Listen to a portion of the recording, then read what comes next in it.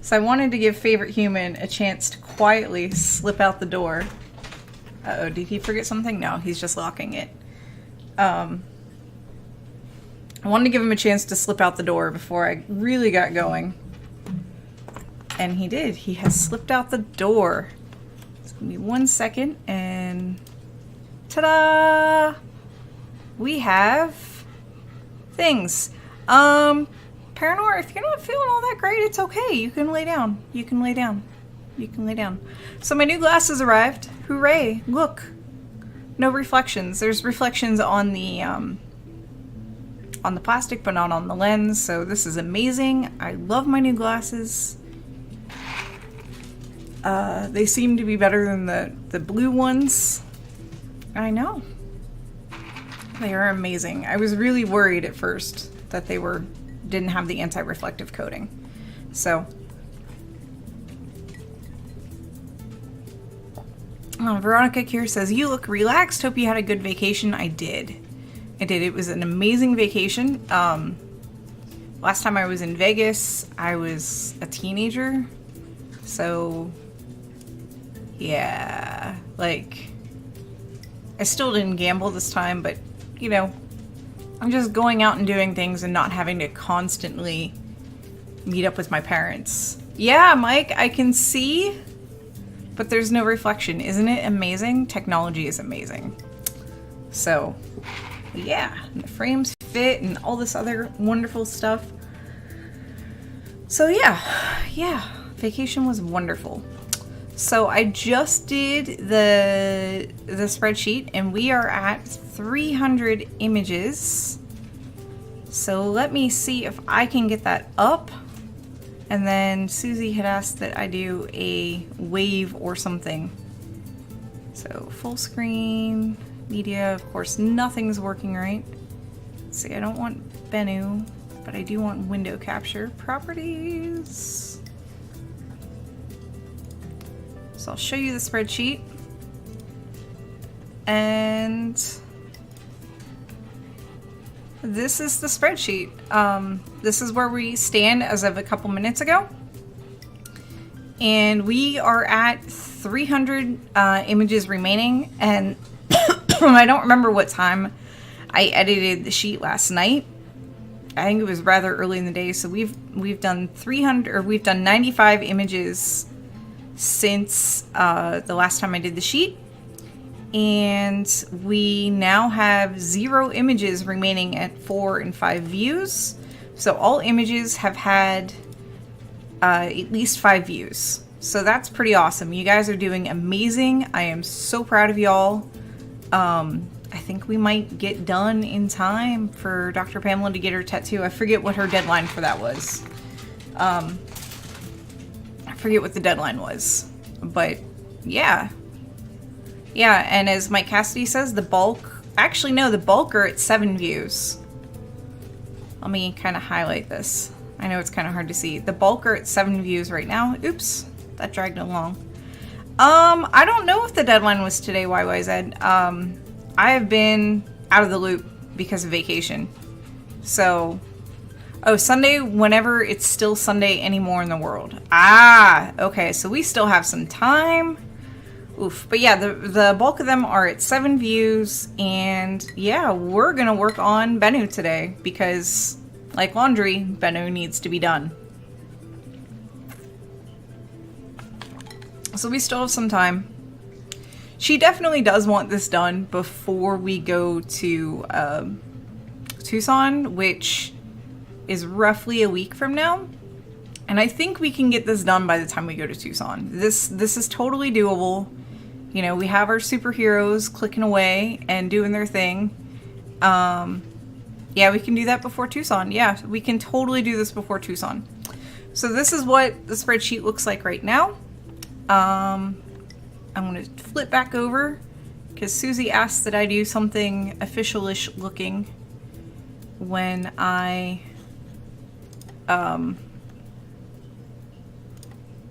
when I do start, so she knows when to start.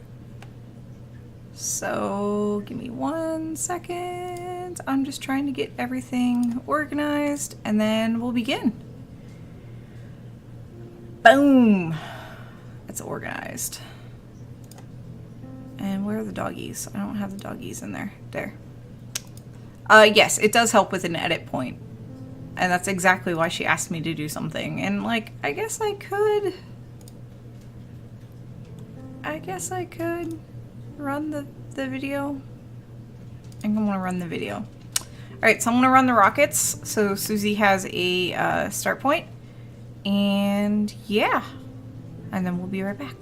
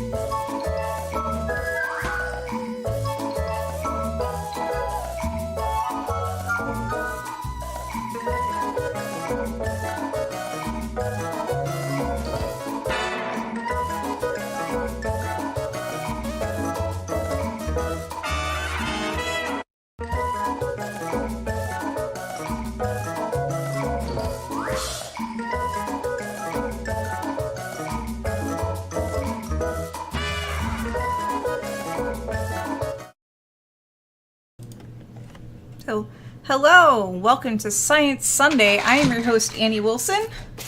My co-hosts are the doggos. You know, Puck and Tinker. Yeah, so instead of doing colorization and visualization of data, I think it's really called data visualization. So instead of colorizing galaxies and stuff today, we're going to work on Bennu, because like Bennu, or rather like laundry, Bennu needs done. It needs done. We are at 300 images remaining, and most of those, in fact all of them, have more than 5 views, which is amazing. So yeah, let's get at it. I think I am personally at 80, and I kind of wanted to be at 100, so we'll see how long I can tolerate doing this. So here's Bennu. Here is Bennu.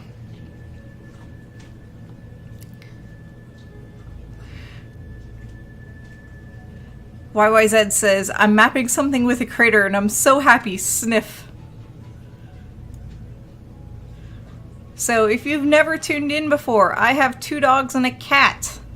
The cat sounds like a baby. The cat is very sick. So he probably will interrupt us. He was fed before we started, but you know, his engine is running hot, so to speak. So he needs a lot of food, like, all the time. Yeah, I suspect he has hyperthyroidism, and I'm going to have to make decisions about his care soonish, and these are not decisions I want to, like, think of. So DPI says, I'll be so happy if I don't have to turn out 20 to 40 images a day anymore. Yeah.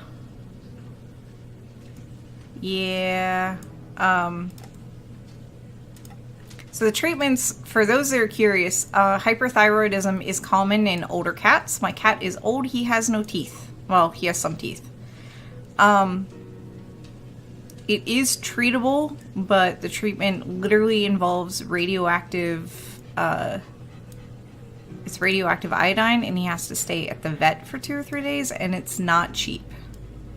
But one treatment would cure him of this, and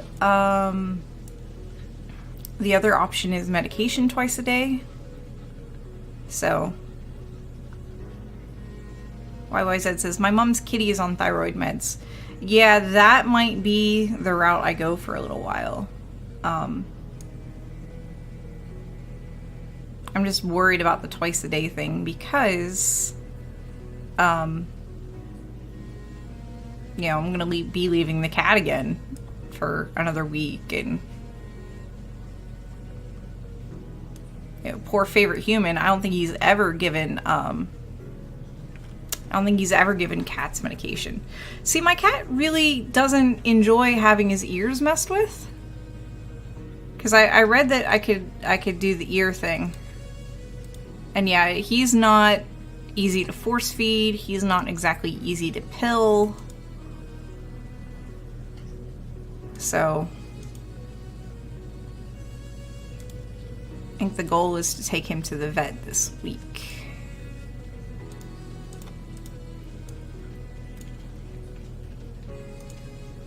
And then see what we can do from there.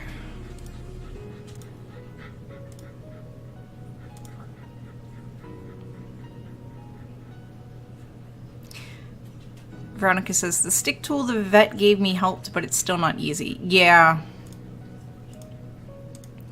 There are some cats that will, like, eat the pill thingy. Like, there's a treat that you can essentially... They're called pill pockets, and you can hide the pill in the treat. But there are cats that get wise, and they'll eat around they'll eat the treat around the pill and not eat the pill, and... I think if I go to a compounding pharmacy, I can even get some, like, drops to mix in with his food, maybe. Larry says, we get cantankerous when we get old. Yeah. Yeah. Mike says, we use liquids if we can, but cats are so smart and sneaky. They are. They really are.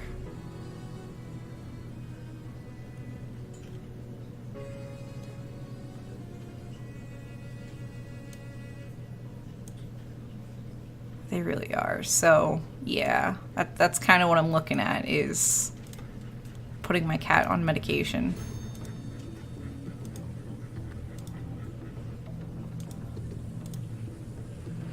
So that's going to be fun.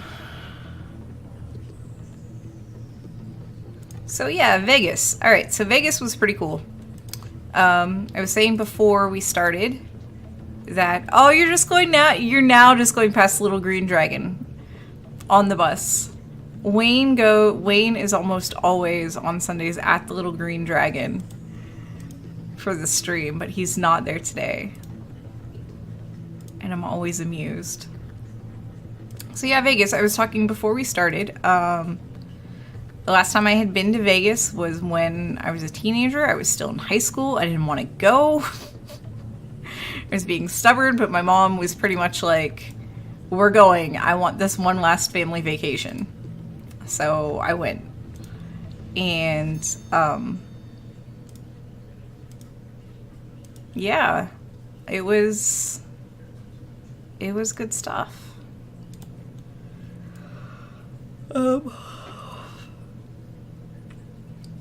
Little Green Dragon is it's a pub where Wayne Johnson lives. And I am always amused by the name.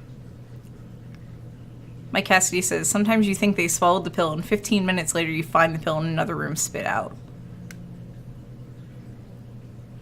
I would not be surprised if Little Green Dragon was a pub in the Shire.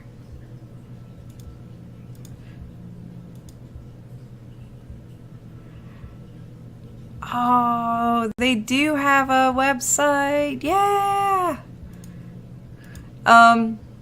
But yeah, so the last time I was in Vegas, I was a teenager, couldn't gamble, wasn't of legal drinking age in the US. I have gambled like once and it wasn't my thing. It's not my thing.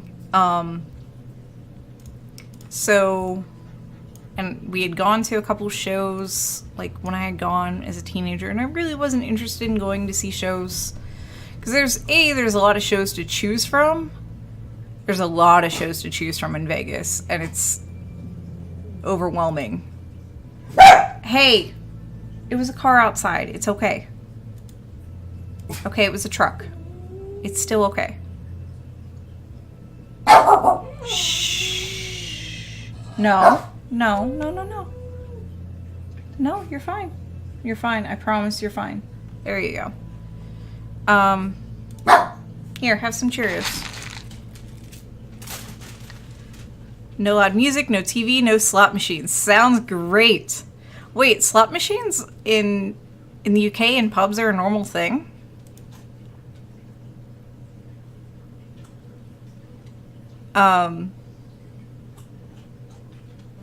So Favorite Human and I went to the laundry room, which is considered a speakeasy, where as DPI just happens to say, no loud music, no TV, no slot machines. That definitely does include the laundry room. It was a speakeasy, so when the bartender is explaining the rules, she's like, it's a speakeasy, so you speak easy. So everybody's in there in hushed tones. When we were in there, I don't think there were any more than 3 or 4 other couples there. And yeah, it was really cool. You tell the bartender, you can order a drink off the menu, because they do have a drink menu, and it's Prohibition era, so there's no wine, there's no beer, it's all cocktails. And you can either order something off the menu, or you can pretty much tell the bartender something like campfire s'more, and they'll make the drink off of that. And yes, I did order a campfire s'more, and it was amazing. She brought out she had a metal plate with wood chips on it, and she literally set a wood chip on fire, put my glass upside down to catch the smoke, and then put it over top of the chip. So there was just a lot of the inside of my glass was covered with smoke, and then she did her magic, and I had a cocktail that tasted like a campfire s'more. It was amazing.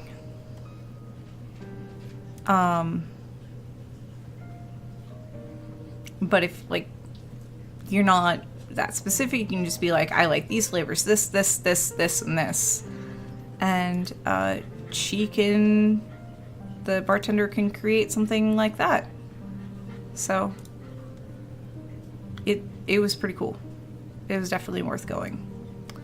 And then a picture, I don't know if I shared the picture on Discord in the general channel or if it was just in the mods channel, but we also went to a bar called the Tipsy Robot, where a robot makes your drink. And I just ordered one of their house drinks. They also have a human bar with, much cheaper drinks. But yeah, it was pretty cool. That's a place where you go, you order one drink, and you're like, okay, I went to the Tipsy Robot, and you leave. It's kind of just one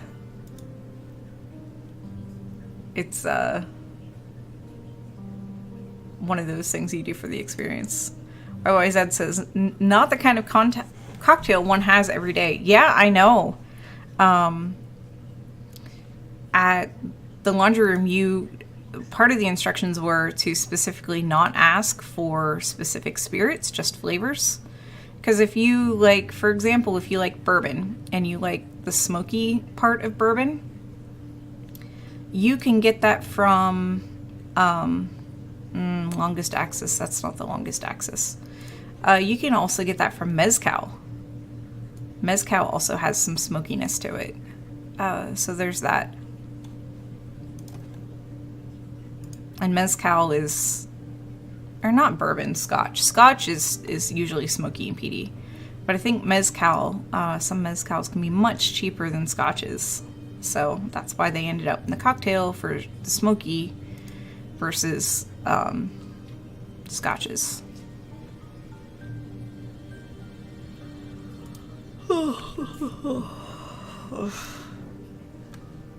But we did a lot of seeking out of the way places, kind of hidden places. We did go to Chinatown. I insisted we go to Chinatown. So all 4 of us went to Chinatown, which was kind of underwhelming. But there was a wonderful bakery in Chinatown that we did go to, and I think everyone enjoyed the bakery. So there's that. it was also a good place to pick up like snacks and stuff off the strip at like normal prices instead of strip prices. Yeah, it's not, yeah, Veronica, it's not on the strip. You do need to take a Uber, Lyft, taxi. You can get there by a bus, but I wasn't gonna drag our moms through that. But yeah, you can,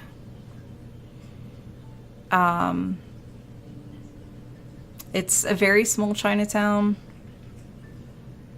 There's a smallish 99 Ranch. I say smallish because the one I've been to in Sacramento was huge.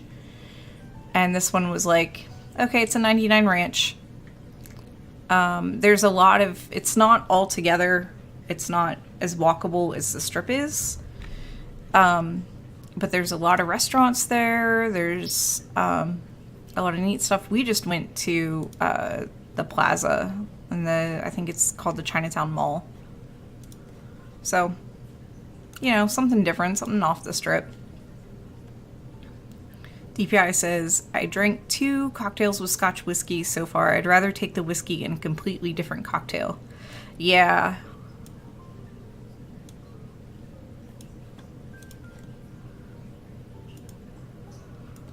I'm not really, oh, excuse me. I'm still recovering. I'm not really, I know. I'm getting there. Have some Cheerios. They're all on edge because favorite human left. Not too much. I'm not the Scotch drinker of the house. He'll get Scotch. And, he'll drink all of that. How do I want to mark this? Because this really is a boulder. Shh. It's okay, phone. It's okay. It almost looks like there's several craters here. Let me hide all these marks. They're almost too circular in places. Like this looks suspiciously circular. I don't know about this. It's a little oblong than circular. But this looks like there may have been a crater there. This just doesn't, it doesn't look right. It looks too oblong. There's a lot of different mezcals, Larry. Hey, Metalloid, how you doing? Oh, we also went to the Ghost Donkey, which if you go to the Ghost Donkey, it's in the Cosmopolitan. Go early. Like, be there, be outside of the door before they open up, and just, otherwise it gets crowded. Oh, nice. That's awesome, Veronica. Veronica says, years ago when I went with a friend, we went to the Hard Rock Casino before the days of Uber, so found the shuttle bus. The best part was the driver told us all the deals on the ride there. It was hard to get to, but fun. Nice. Yeah, Metaloid, it is very easy to get overwhelmed with all of the rocks. It really is. There's a part of me that wants to get to 100 images done, because I think I'm at like 80, which I never thought I'd get this high. But I don't know if I'll get to 100 images done. Paranor says, and that's why you tip your driver. Yes. All of our Lyft drivers were pretty cool. You can't just get a Lyft or an Uber directly off of the strip. You actually have to go to usually where you'd get a taxi or valet service for the hotels. They have very specific pickup and drop off points, and they can get fined for picking somebody up outside of those spots. So it's a little different than other major cities. So if you're going there and you're thinking about Lyft or Uber, or I think they even have a couple other services, definitely be aware of that. Paranor says, I'm actually anti-tipping and pro-living wage. Agreed, but, you know, Vegas is definitely one of those places where there's a very big tipping culture, and you're just like, don't you get paid, though? Yeah, and Vegas was historically mob run. There's actually a mob museum there that has a speakeasy attached. We didn't go to that speakeasy. We would have needed more time.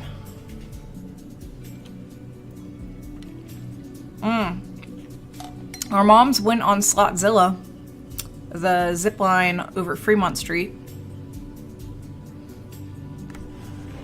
DPI says, I like Japan. Waiters will think you forgot your change if you try to tip. Yeah, that tipping in Japan and China is such a foreign thing. They're like, wait, what? And I guess in European countries too. Where it's just like, why are you tipping me? I get paid. Do you think I not get paid enough? So. YYZ says, Australia is generally like that, living wage and anti-tipping. When people first go there, they're surprised how much things cost.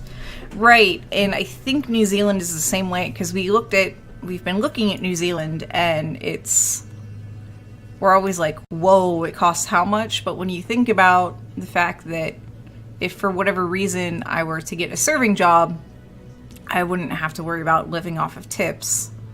So, yeah, let's not... Oh, tipping is normal in Europe. Well, damn. Although less in the US. Yeah, tipping can be a rabbit hole we can go down, and I'd rather not. I'd rather not.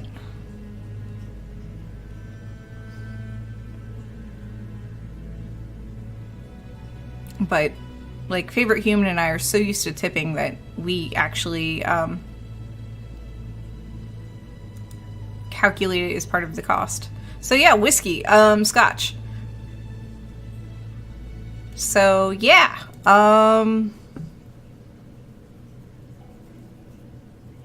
oof, oof, oof, oof, Larry, oof.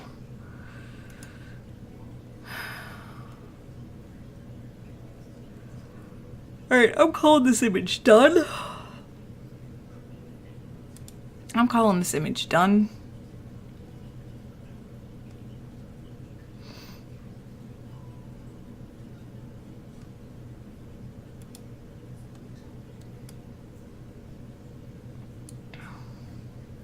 I'm calling it done.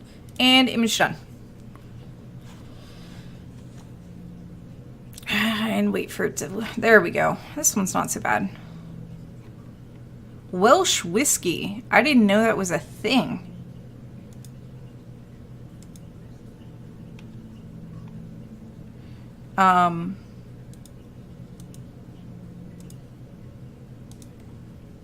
Favorite Human really likes Macallan. And for his birthday, he got a bottle of Macallan that had been aged in sherry barrels, which was different. He had never had that before.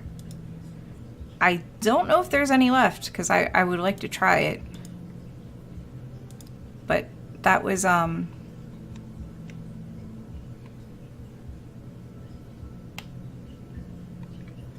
was pretty good. DPI says that I think there's as many distilleries in Wales than in Ireland, so around 7. Well, that's good no police were involved, Larry. YYZ says, I like the non-peaty Scotch whiskey stuff and the Canadian rye. He likes the stuff where it tastes like a campfire. And I am not a fan of that. He did say that the sherry oak barrel was smooth. So there's that. He'd like to get into the distilling industry and possibly craft brewery. I shouldn't say micro, but craft brewing. But he'd also be happy with like craft distilling.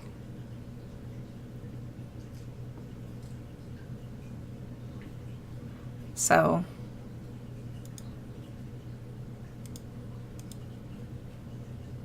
and we found there's actually a single craft distiller There's at least one craft distiller in here in Youngstown, which surprised us. Tasted some from 1840.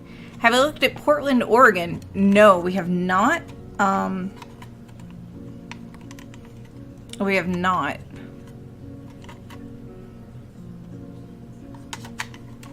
Big brewing town. See, he doesn't have any experience, so he's trying to get experience by going to I guess, interning, shadowing at a local craft brewer, because we have a couple of those, and there's one that has connections to the private school he went to, so I think he's going to try to flex the alumni network. There's craft soda, Larry. I don't know if you knew that, but there's craft soda. I just don't get nearly as much of that as I do like craft beer, because yeah. But yeah, because Favorite Human has like zero experience with brewing and distilling, he wants to try to get some before we move anywhere. It's a craft whiskey place in Red Hook, Brooklyn. See, I already know he'd veto Brooklyn. I don't even need him here to give me an answer that he'd veto Brooklyn. Yeah, I think Portland, Oregon is indeed one of the places that has a brewing program. For community college, there's a surprising amount. I think he's worried about, I think there's concern about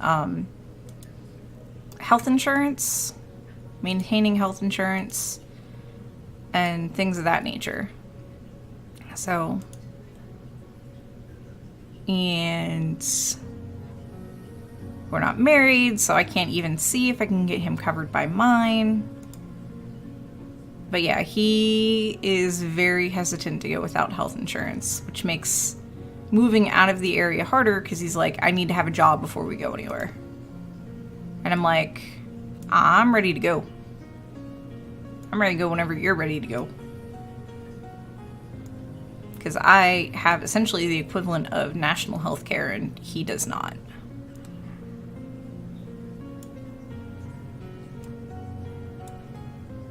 But, yeah, anything he wants to do. Oh, that's good. Washington has good state health insurance based on income. That is good to know. I will have to look to see if Oregon has the same. I know people that live in Oregon that might be able to answer those kind of questions. So, Mike Cassidy says, my great-great-grandfather was a malster? What's a malster? The few ancestors that wasn't a day laborer. Open Cage says, I consider moving bad enough without all that to consider.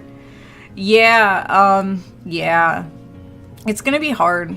I do want to move. He would like to move out of the country. I am open to moving out of the country. And the trickiest thing is that, oh, you got organic prickly pear cactus soda. Good. Oh, Mouster is a whiskey maker. That's amazing, Mike Cassidy. The trickiest part is Youngstown cost of living is very low. I own the house we live in. Like, there's no mortgage. So it's just property taxes, insurance, you know, utilities, things of that nature. And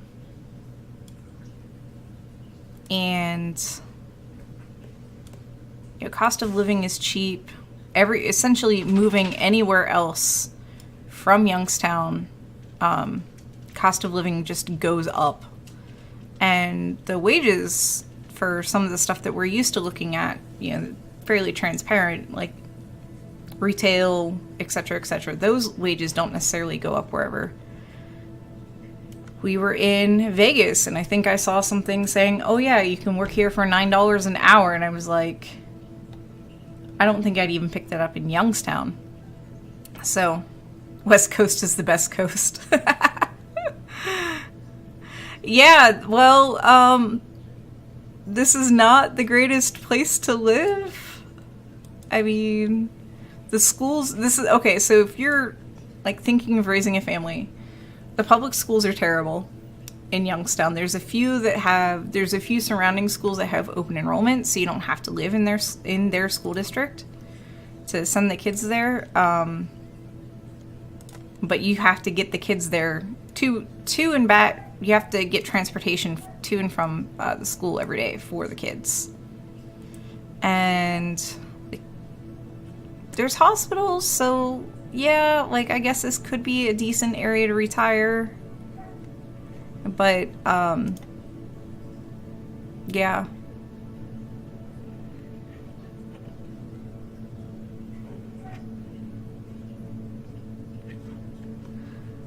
Open Cage says, I don't know where I'd settle if I had just the US to choose from. Yeah, the US is very varied.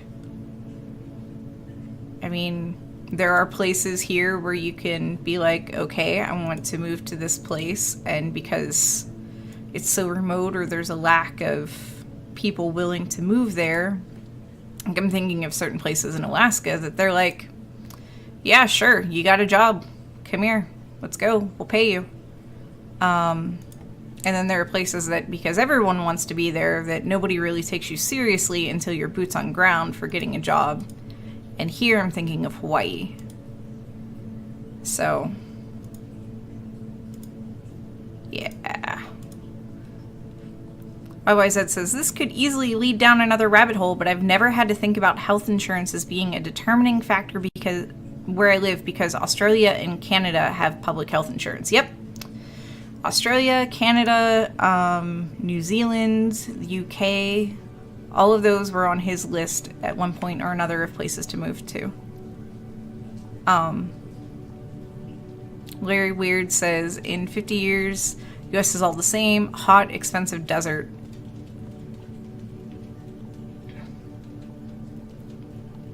Yeah, and the fact that I don't have to, for most of my adult life now, I've not had to think about health insurance.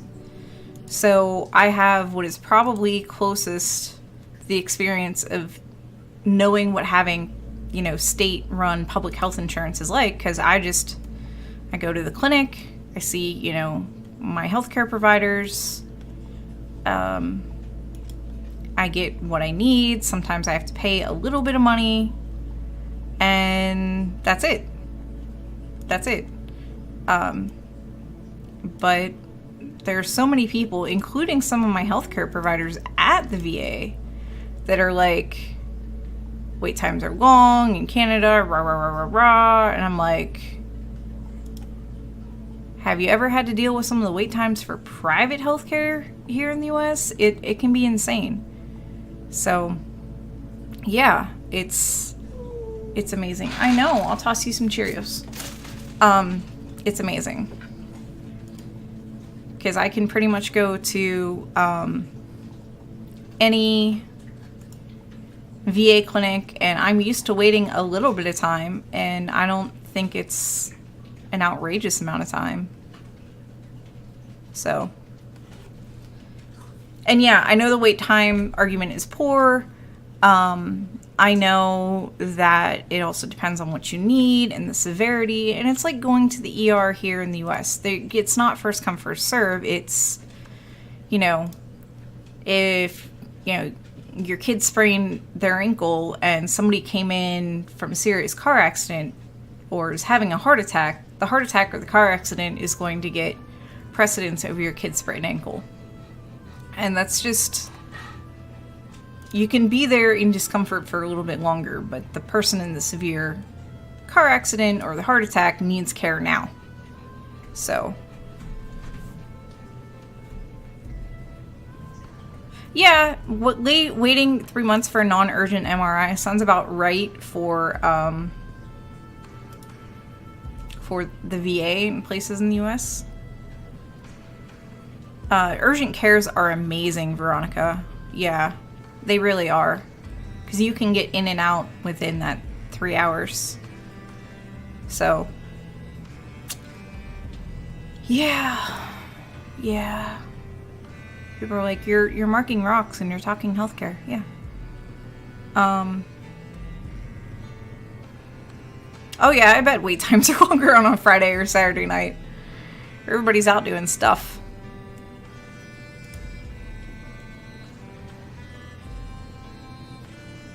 Alright, I'm calling this image done.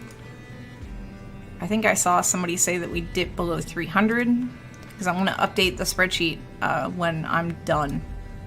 I think this is my second image, so we'll see if I can do a third or a fourth. I don't think I'm going to break 100. And done.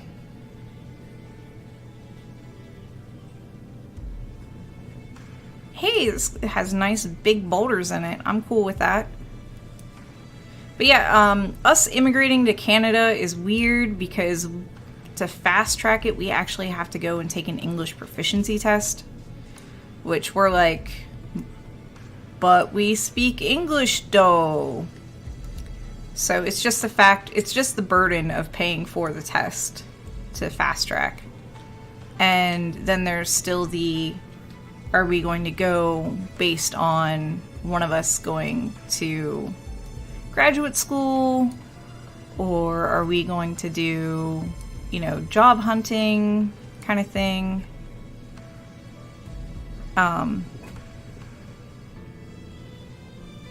Larry Weird says, I visited an urgent care once, put down a $200 deposit, and the doctor refunded it and said, get your butt to a hospital. How's my French? I've been working on it. It's not the greatest, but I can read books in French very slowly. I see where you're going with this, the Gem Doctor. I can read books in French very slowly. I struggle to understand spoken French. So,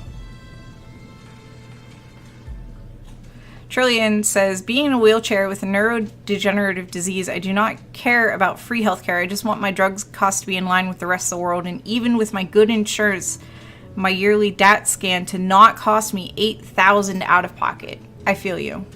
I feel you. Don't forget to pronounce it a boot. Yeah, I struggle to understand spoken French. Like, I can identify that they're speaking French. I can pick out a word here or two. There are some dialects of Canadian French, because there's like 2 or 3 dialects of Canadian French that are really difficult for me to pick out. And yeah, I probably do read... I can read adult books in French. Zazie, I made the mistake in college of picking Zazie dans la métro? I'm probably mispronouncing that. But Zazie, I made the mistake of picking Zazie as my book to read and write a report on. And all of the slang that was like written into the book, as well as all the non-standard French, was definitely a challenge. Hey!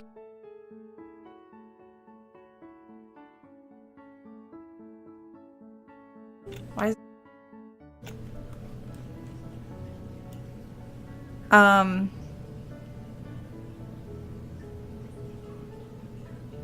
Yeah, I know it's not a requirement, but Quebec has their own separate immigration program where if you can speak French, you get more points through their immigration. So I've been to Canada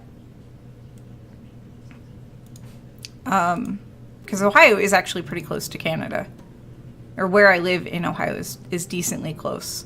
I've been to Canada, but most of the places I've been to in Canada are the English-speaking regions. Real French works elsewhere. That's good to know, Gem Doctor. Yeah, Canadian French is like French from the 18th century. Quebec French is different. Canada is cold. Well, Alaska is cold too. And I don't think I die in the summer in Canada.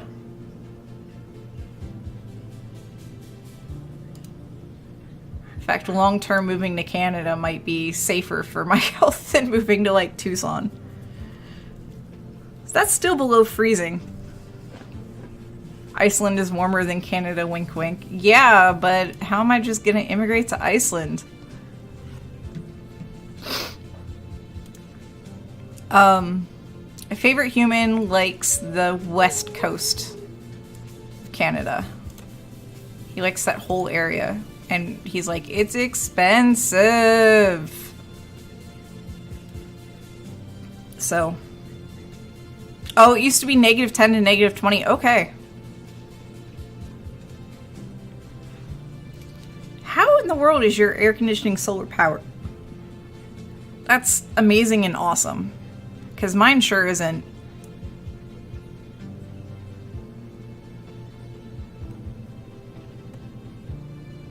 Mine sure isn't. Also, Paranor, I'd need to translate what -5 Celsius is to to Fahrenheit.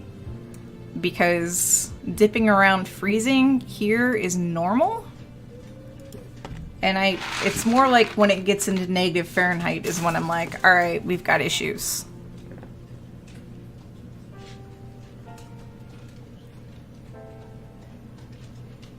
Starchface says 90% of Canadians live within 100 kilometers of the US border. Climate is virtually the same as the northern US. So yeah, I'd be in a different country with the same climate as what I'm used to. Oh, wow.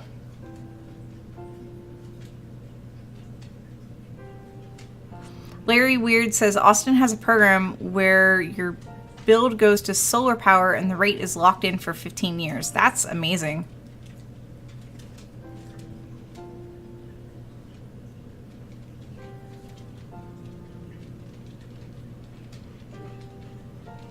That is amazing. They're amassing for an invasion. We need a wall. Long waitlist and little advertised. That's probably not advertised because there's a long wait list.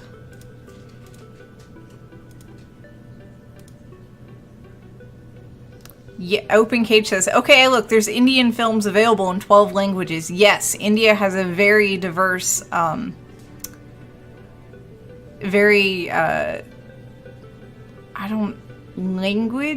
landscape?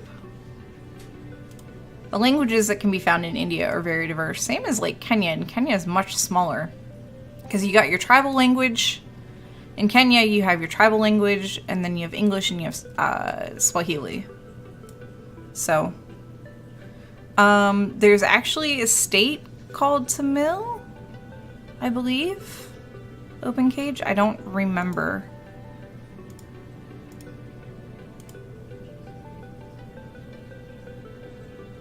Kenya.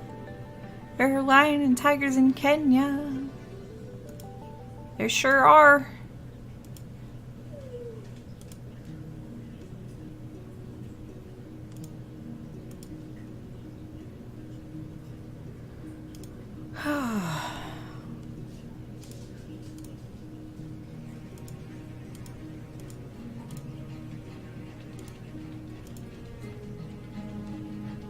Yeah, there are definitely indigenous languages in Canada. There's some here in the US too. If you go onto like a Cherokee reservation, the street signs will be in Cherokee and in English, which is kind of cool.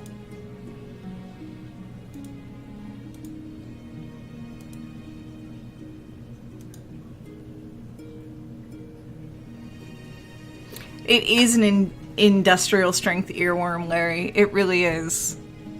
If I wasn't worried about getting muted, I'd be like, alright, pause so we can play this. My nephew didn't know what it was, so I had to play it for him. Hey, Noel, how you doing? 23 languages being spoken in India. Wow. Also, hi, Chemist Security. I don't think I've ever seen you in chat before.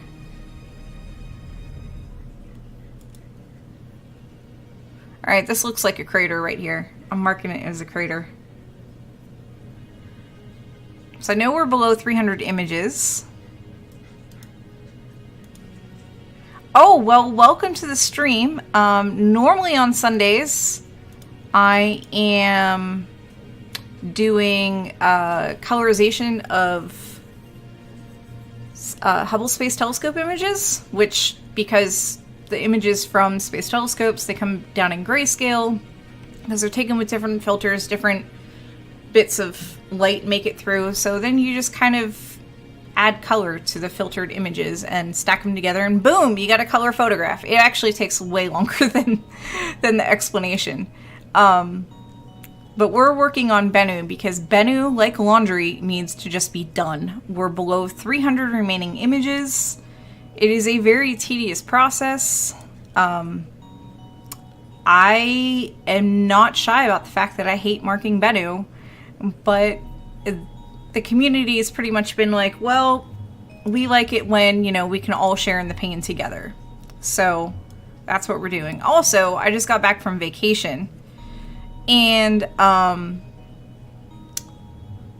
not this week, but the week after, I'm traveling again. So there's part of me that's afraid to jump in and jump out of doing visualization, because I have done that before and I forget where I left off, and it's terrible. So yeah, we do have a Discord server. We're, you know, pretty chill. A lot of the stuff that's happening there right now is talk about Bennu.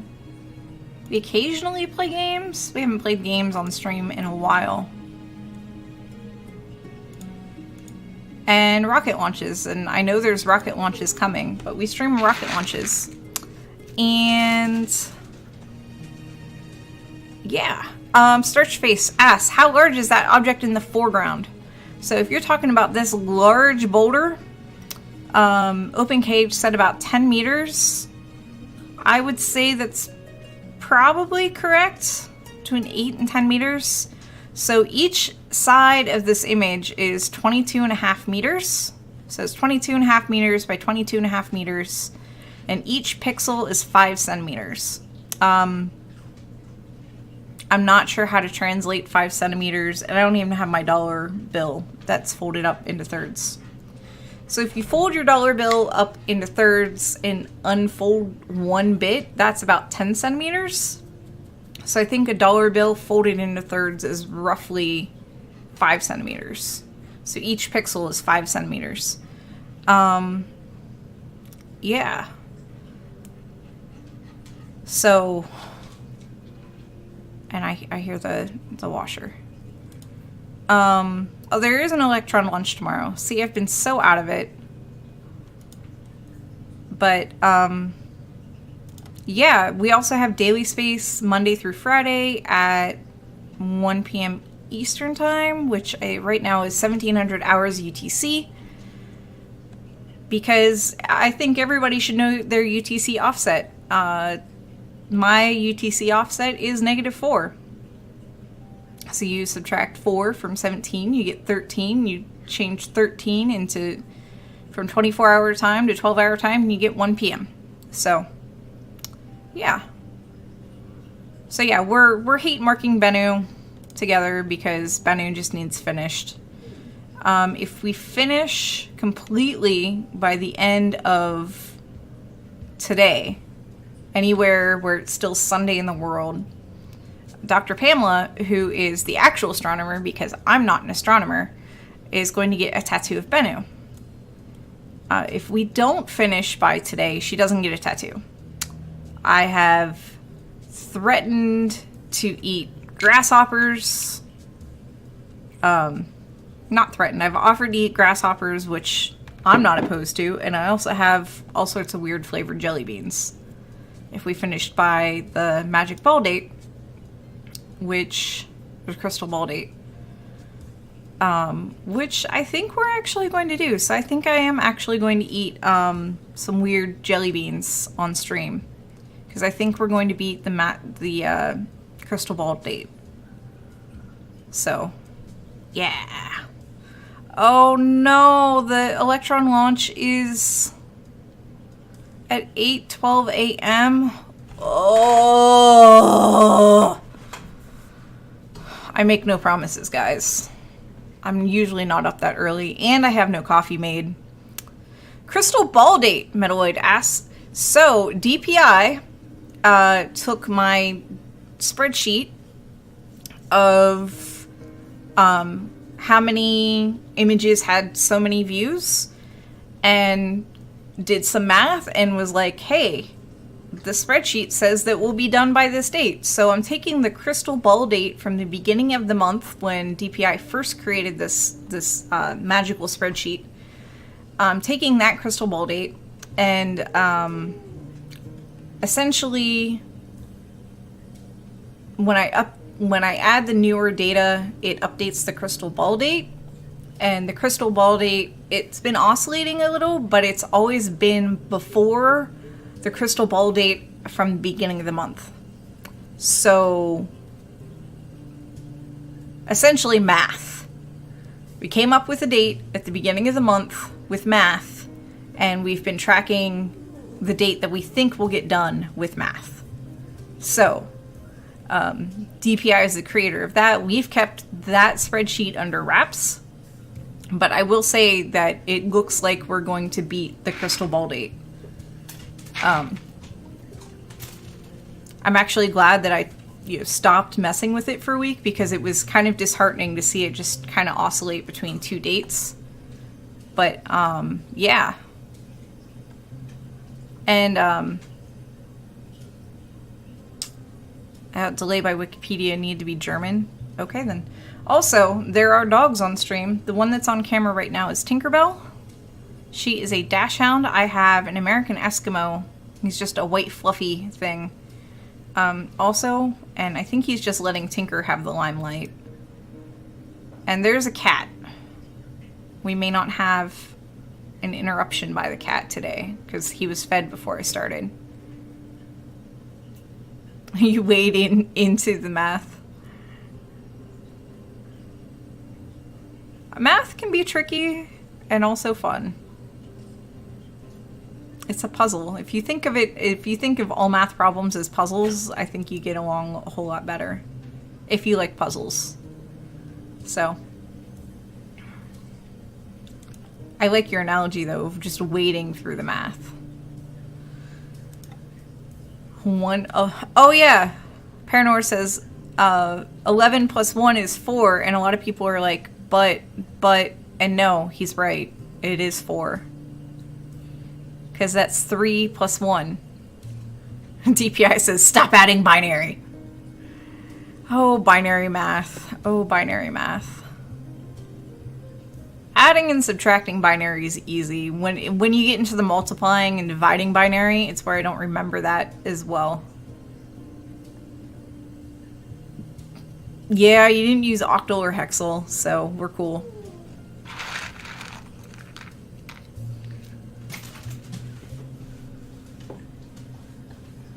Larry says, like, I cannot read music. I can decode it slowly. Chemist Security says, stop mixing your binary and your decimal. Yeah, that was actually a poor move.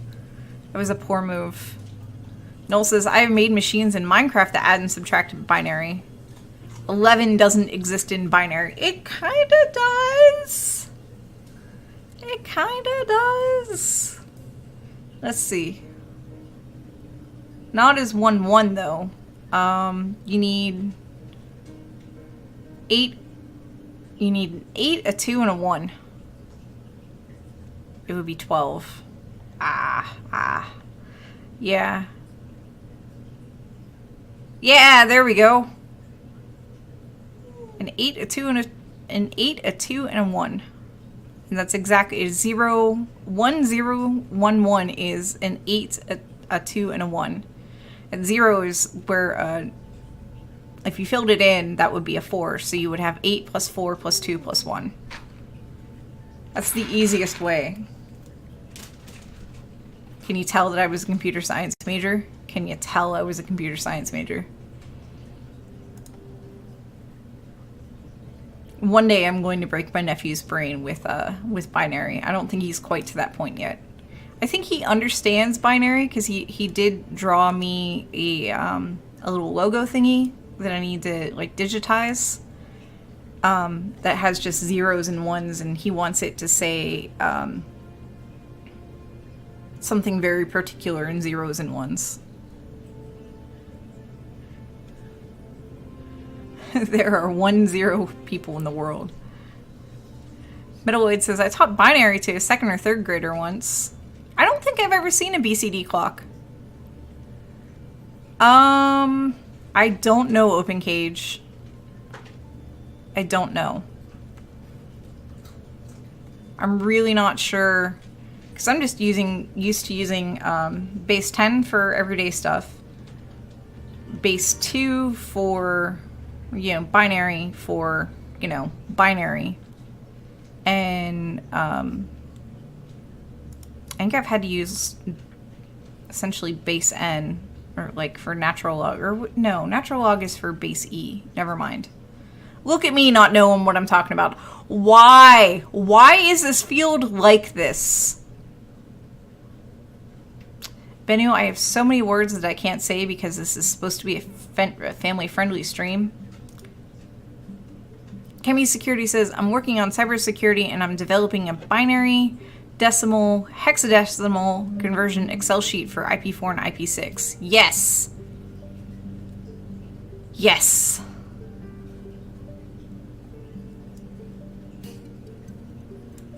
I know enough about computer security to get myself in trouble. I am by no means an expert.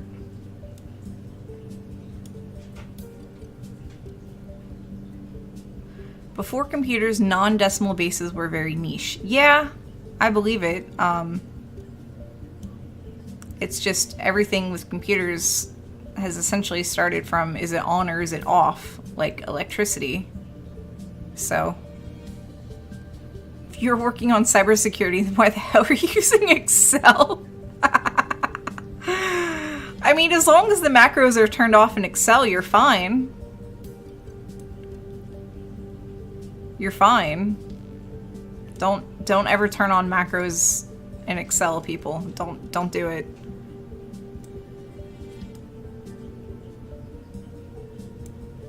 Yeah, Ada Lovelace was amazing. I know, Tinker, you want more bits. Ah, because you can't program yet. Trying to think what would be like. It's never bad to learn C++ because it forces you to learn a whole lot of stuff.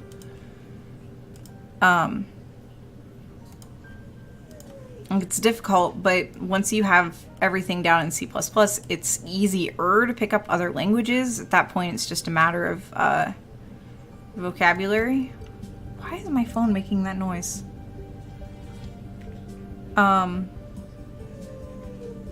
Yeah, no, assembly and C++ aren't necessarily beginner languages.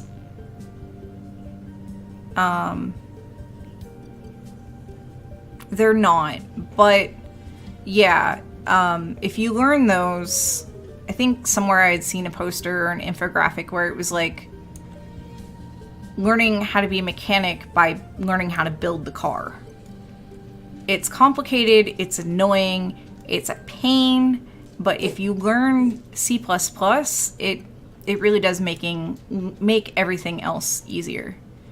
I don't really know assembly, so DPI says first learn programming, then learn a programming language. So, all right, have a good nap, Paranor. Yeah, logic, understanding sorting, algorithms, understanding runtimes. These are things that I've learned while I was learning programming. And these aren't necessarily things that when you learn programming yourself, you learn, like, why, you know, what's the runtime of this versus that kind of thing. So, structured assembly. No, and there are legit computer games that will teach you the basics of programming, and I haven't played them all. The only one that I've played that taught you programming it taught you assembly, and I still need to get a 3-ring binder and print out the manual to have in front of me while I play this game. I like playing the solitaire game inside the game. So you couldn't blow stuff up on an Atari 8-bit without using assembly. Learning assembly is like trying to build a bicycle blindfolded. I mean, machine language is no joke. I think the very first programming language I learned was QBasic. And it was either QBasic or Basic, and that was before I started learning programming in school. Oh, thanks for the follow! So, for those of you that are new, this is what happens when I get alerts on the screen. And speak! Oh! Good girl! Make it rain! And make it rain!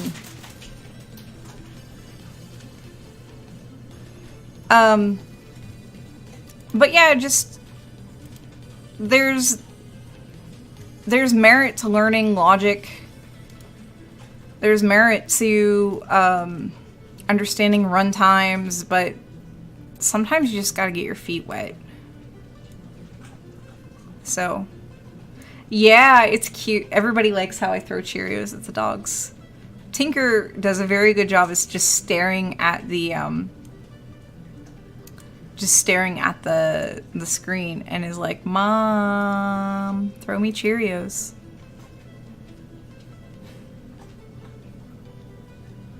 Middlewood says, I haven't found any good intro to programming in Haskell resources, but if you're willing to start with C++, Haskell might be easier. I know Python is really popular these days. Python, you might pick up some bad habits in Python that you might not have to worry about in C++, because C++ forces you to declare a variable type. Python's like, you don't need to declare this variable type, it's alright. Which makes it both easier and, no, I'm not thinking of Python, I'm thinking of PHP, where it's like, you don't need to declare this. I think Python, you do have to declare the variable type. Excuse me, I'm sorry. Did you know Intel has their RISC machine instead of their chips that emulated the CISC instructions? No, I was thinking of PHP when I was like, it allows you to be lazy. Oh, it does figure out what kind of variable you're using for you. There are a lot of classes to learn Python, and some that, you know, bring in the elements of computer science with it. And everything that you would do or need for Python is free, which is why I'm like, start there. And there's a lot of people that are like, I want a Python coder. So there's that. And I know that, like, I didn't learn Python in school, but I know Python is used for no, it's not used for stats, it's used for science. If you're into Blender, Blender uses Python to do some things. So Python just seems like the easy way out of like, hey, learn this language. But I think if you're careful with Python, you can still learn a lot. It made Blender print Hello World the other way. Go Null.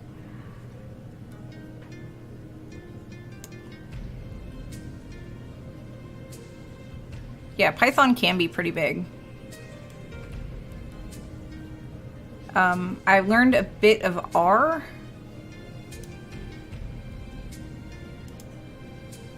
For statistics, and I feel like I need to work more with R. Or be like my web dev friends and learn programming via JavaScript. I mean, yeah. Yes, DPI. Blender's scripting engine is Python. Yeah, Dr. Pamela is hating JavaScript right now.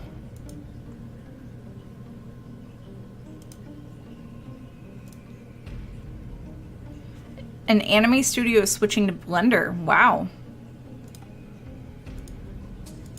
I haven't used Blender in a long time. I think I'm still scarred from when I used it years and years and years ago. Yeah, R is a good program. It can get very annoying, but R is great for stats, and it's you know, free and open source. I think it's open source. Anyways, I know it's free.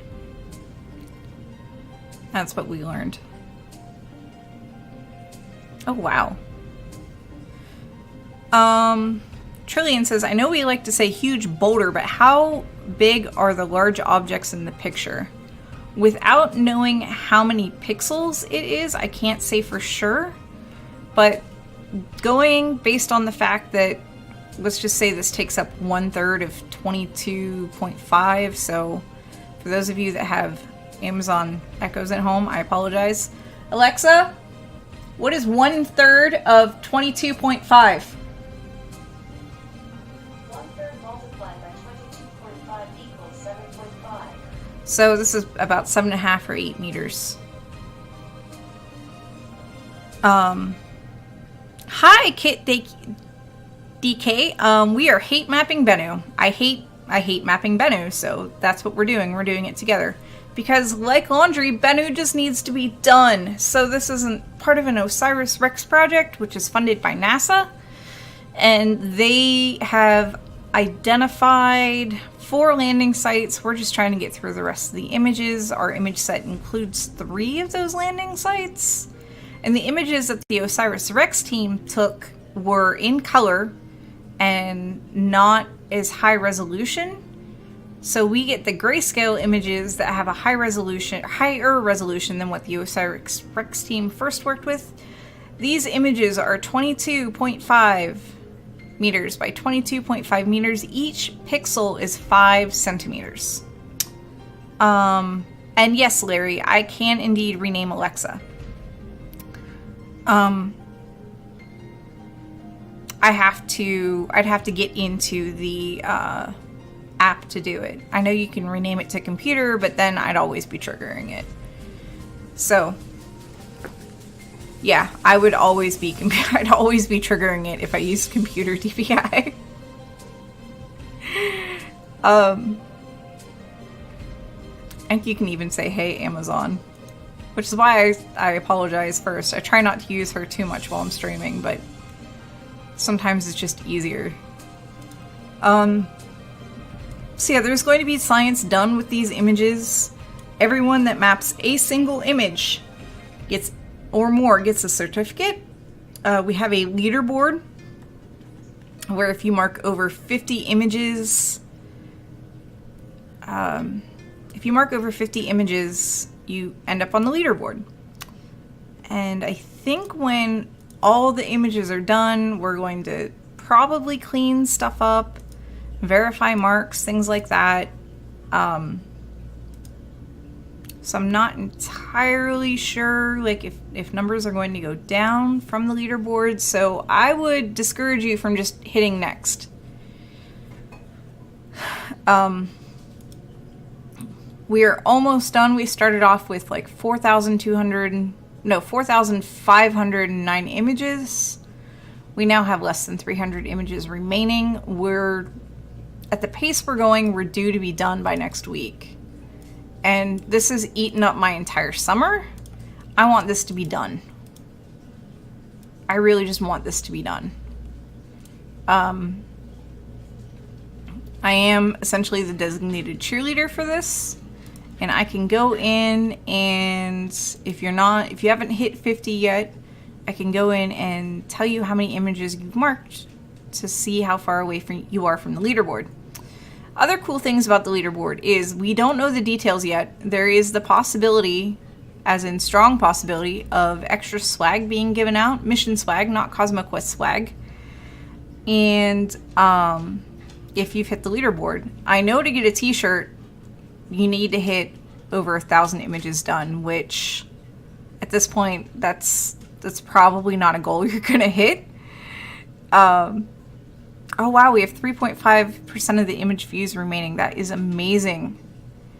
I know right now the cutoff for a t-shirt is 1,000 images done.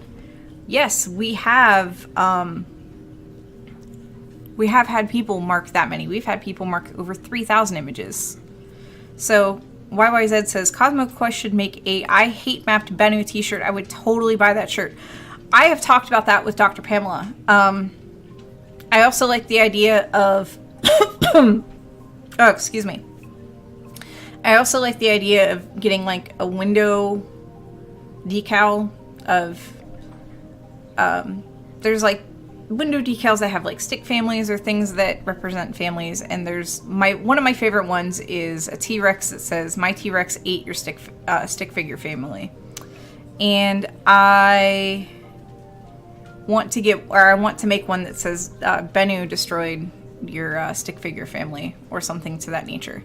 So yes, when we're done, we'll probably do art and make t-shirts and stuff, but right now we just need to get Bennu done.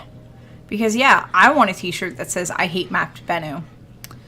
I'm not sure how we're going to draw Bennu. I don't know how we're going to represent Bennu. It kind of looks like this weird diamond shape thing. But I'm not entirely too sure how we're going to represent it in art and things. Also, for those of you that are new, I like space toilets. There are 4 toilets in space right now. Yeah, a lot of blue dots. That's the comicized version Dr. Pamela wanted to get tattooed, is just a diamond and a lot of blue dots. Oof, oof, oof. See, for like a window decal, I just want to keep it as line art. Oh yes, more dots, DPI. That meme is definitely applicable here. More dots, more dots, more dots now. Okay, stop dots. I miss WoW. Not enough to pay for it again.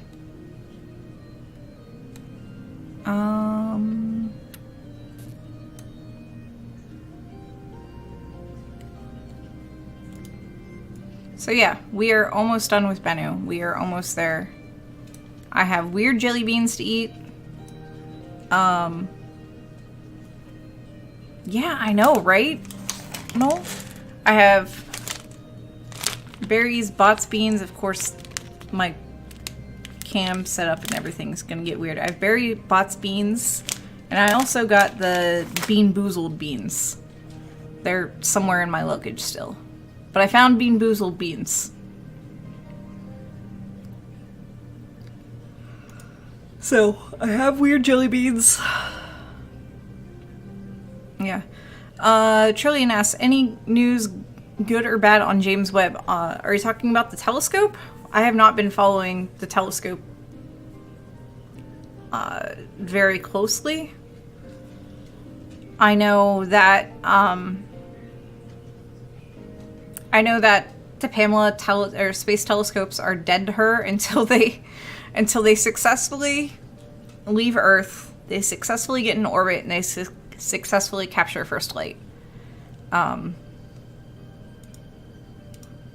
were, we think Hubble is awesome and amazing and stuff now, but Hubble almost didn't make it. Hubble had to have glasses and things of that nature. So no, I don't know anything new about James Webb. It is way behind schedule, Starch Face. It is so far behind schedule, it's not even funny. It's behind schedule, it's over budget. There's a lot of people that are like, just kill it with fire. And there's a lot of people like me that's like, they've already polished the mirrors. You might as well do it. you might as well take care of it. You know, just keep dumping, like, part of me is like, keep pumping money into it, so. Alright, I'm calling this image done, and I think I'm done mapping, because we're well over our hour. Yeah, as YYZ says, it's always 2 years away. Yep, I am done. Look at this image. Nope. I am noping out so hard of that image. Nope. Alright. So, I have the host thing up. So, there's a big goal at the bottom. That's just meant for fun. That will be the, essentially, face reveal of the favorite humans being my favorite human and Dr. Pamela's favorite human. When we hit that goal, I don't know how many days it says it has left. Ignore that. I'll adjust it later. And yeah. Starch Face says, it's so far behind schedule, there are people here in chat who weren't born on the original launch date. I believe it. I believe it. And they might run into an issue where they can't get the computer hardware anymore. They might actually have to buy the computer hardware from eBay. I've heard of that happening. I don't even know if they've used, like, the super expensive radiation stuff. Alright. So, oops, there's still a couple things I need to fix. We'll leave the doggy up because doggy. Yeah. So here is the spreadsheet. I'm going to update it. And right now we have 1 at 13 still. Okay. We have 0 at 12, 1 at 11, and from there I actually have to do number by number by number. On the other screen, you can't see it. I have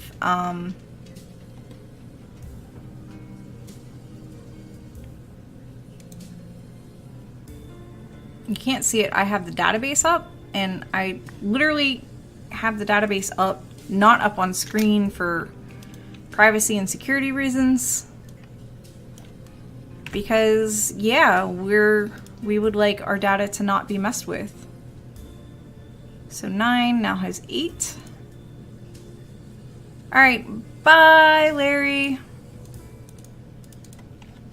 It's 8. No, not 38, just 8. And then do the number 8. So now we have 53.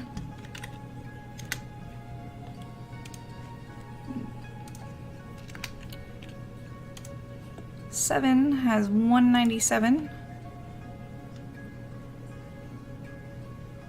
Not just Allied Master Computer.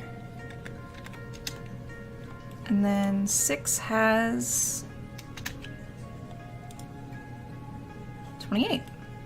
So we still have 28 at 6, and then everything else, yep, 293. So yeah, we've gotten, what, at least 7 images done since I've started streaming, which is actually pretty cool.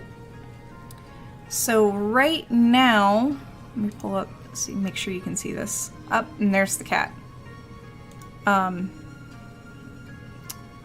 So right now, the bulk of the images are at 7, have had 7 views, and that number is actually going down. I suspect within the next day or so the bulk of the images will have 8 views. It really depends on how many people actively map, but yeah, I suspect tomorrow that it will move up to, from being at 7 to 8, because yesterday the bulk of the views were at 6, and it was actually that way for a couple days, and before I went on vacation the bulk of the views was at 4. And yeah, this is actually pretty cool. It is pretty cool to watch everything bubble up and this number go down. So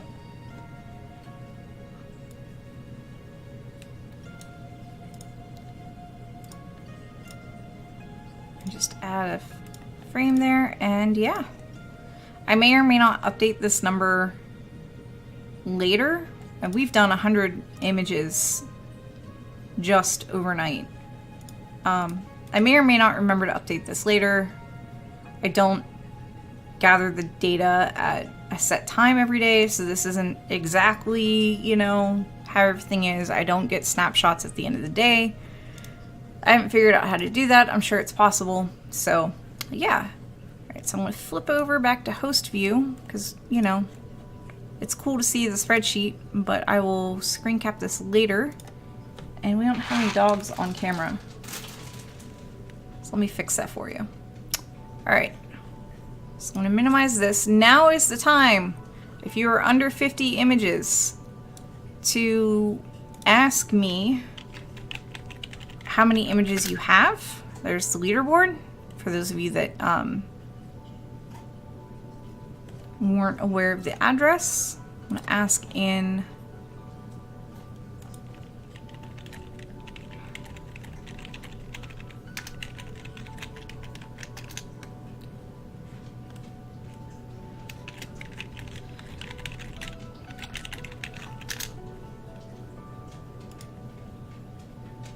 ask in Discord. I have the database up now.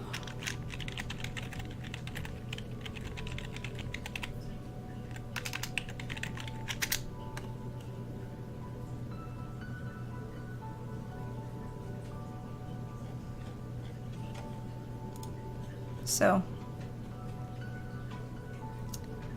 hey, Polyglottopus.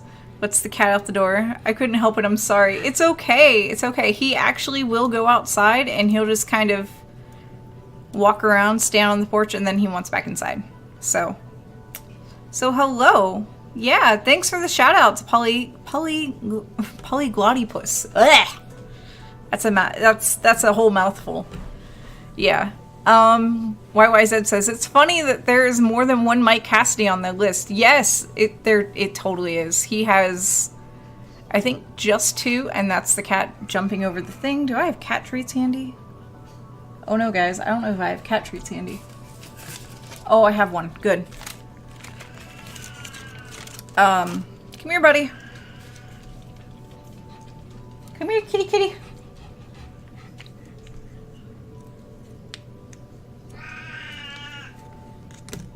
Not a baby. Not a baby. Come here. Come on.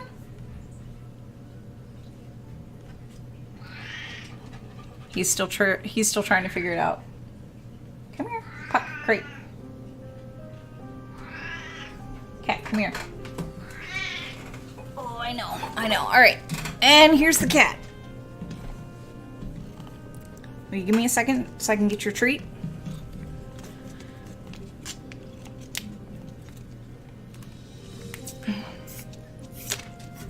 All right.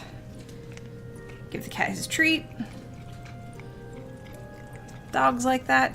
Hi, Skywatcher Jim. Yeah. He's doesn't always like to be held when I give him his treat, but yeah, he's sitting in my lap. He's eating his little push-up, so I'm kind of winding down. We've made good. I was just telling everybody that we've made good progress on Bennu. Oh, thanks for the cheer. All right, those of you that aren't aware of what happens, and speak. Good girl. Make it rain.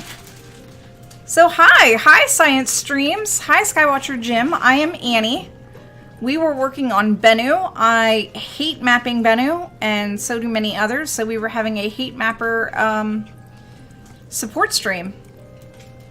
And I can really only do like 3 images, and I think I did 3 images.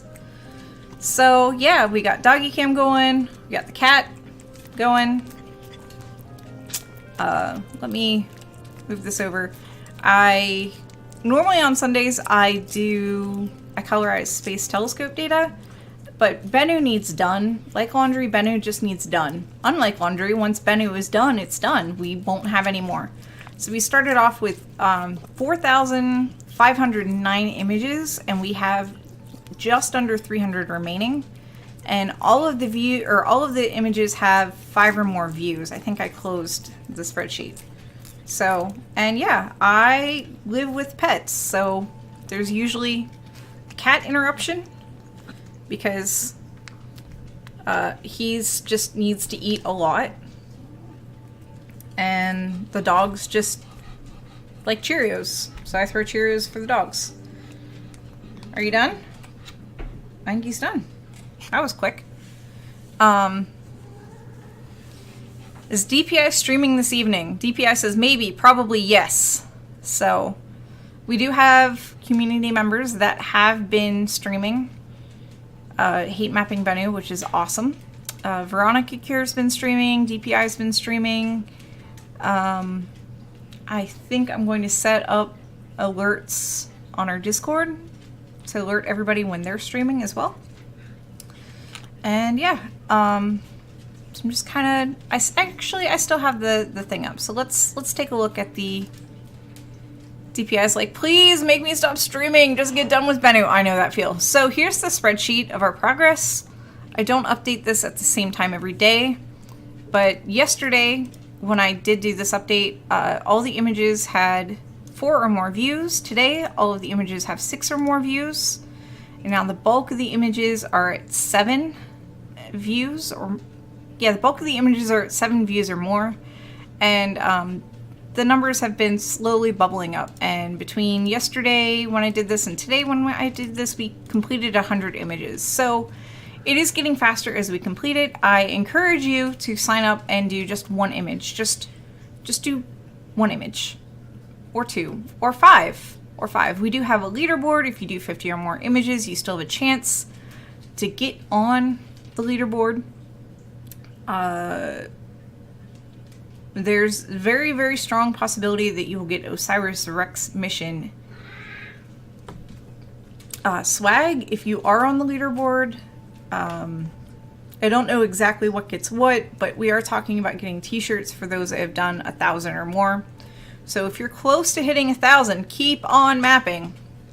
If you haven't mapped at all, just do 1 image and you'll get a super neat certificate that I made.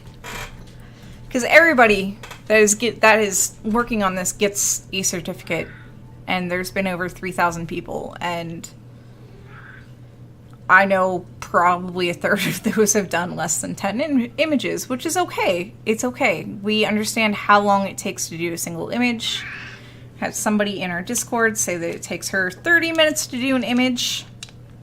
I can do about 3 images an hour, and I only mark when I'm on stream because I hate doing it that much. So DPI says if 2,000 people do just 1 image, then we're done. Veronica Kier says, I will not hit 1,000. I may reach 500, but doubtful. Tinker, you're not the cat. That was for the cat. So, yeah. But yeah. Thank you for everybody that's done this. Thank you for everybody that's tuned in, dropped in, being like, hey, what's all this? We're doing science. This is actual real life science that you can contribute to. Yeah, and it's...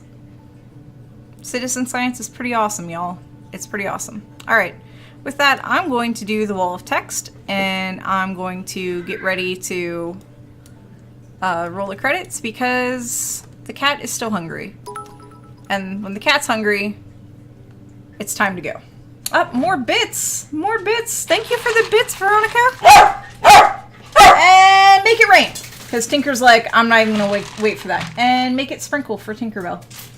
And the cat's like, what are these things? Do I want these things? Cat, you do not want those things. Alright, so, DPI says, if you want to join in the mapping, post it in Discord, and he'll be streamed for an hour and about 45 minutes. So, alright. So this has been Science Sunday with, me, Annie. Hi. And our host institution, home, is PSI. That's Planetary Science Institute in super hot and sunny Tucson, Arizona, working in collaboration with Youngstown State University here in Youngstown. It's okay outside today, Ohio. PSI is a 501c3 nonprofit, which is fancy speak for your donations are tax deductible where laws allow.